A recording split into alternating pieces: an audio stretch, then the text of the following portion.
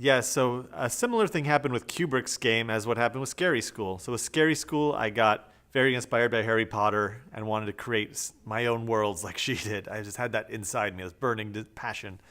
And then I got really into the mysteries and kind of conspiracy thrillers like Dan Brown's books and Ready Player One, which is the big movie coming out next year from Steven Spielberg.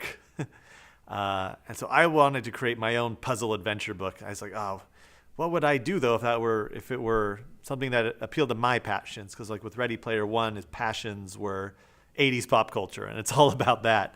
And Da Vinci Code's passions are Renaissance art and architecture. So it's like, what would I do? Like, what am I most passionate about?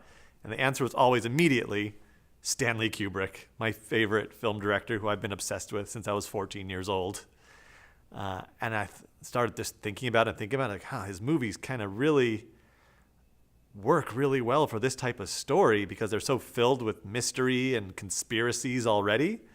So I decided to write a book about it that would be about what if Stanley Kubrick left behind a mysterious treasure and the clues to find it were hidden in his movies. So these film students discover this hidden game that Stanley Kubrick created and go on this crazy adventure. And I have the most diabolical puzzles that have ever been put in print in the book. I really wanted the puzzles to be kind of the main draw of the plot and the story. And I worked with the best puzzle creators in the entertainment industry. They create escape rooms. They create huge scavenger hunts that go all over cities, and the cities hire them from all over the world to do this.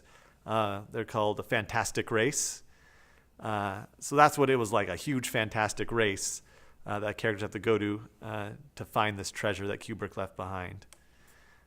It was definitely a huge jump for me switching from children's books to adult writing, because I've been so used to writing as Derek the Ghost, or with my picture books even younger. So I had to retrain myself as a writer to do that, and that was probably the most difficult and challenging part of the process. I had to go through lots and lots of edits and work with a lot of editors just to rediscover my adult voice. So that was definitely the most challenging part, and that took a long time. It was about a year and a half of solid research before I could even start writing. I had to become the world's foremost expert on Stanley Kubrick, I felt, if I was to rewrite about him. So I read every single book that had ever been written about him, his movies, his techniques, film analysis, every single movie, obviously over and over again, looking for any possible clues that it could find. So I had to be I felt like I owed it to them to do that much. And then it was about 6 months of writing, which for my middle grade books, I could write a book in a month, but it was about 6 months of solid writing. So it was a year and a half of research, 6 months of writing, then about a year of editing before I felt it was ready to be sent out there for the world.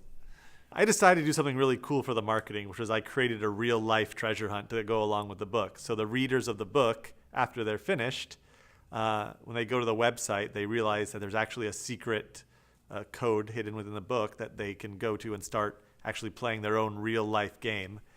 So that actually happened starting last November and just ended a few weeks ago. So there were hundreds of people from all over the world all playing in this massive game that we created. My puzzle creators worked on it with me. So that was cool, as we created it in such a way that anyone in the world could do it. Where it was all kind of done online, and we had secret puzzles they had to solve, which would lead them to these different websites where they had to solve other puzzles. So it was a really fun little interactive part of the process. I always want my books to go beyond the page and become part of people's lives. And for other marketing things, it's like I love being able to reach the audience like through conventions. Like I know where they are. They're me. So everywhere I go is where they are. They're always at the conventions. I'm always going to the conventions so I can meet them, and book festivals. And I can hook up with all of our geeky podcasts and websites that they've always been really into the book and been really supportive. So the marketing's been, really fun part of the process for me.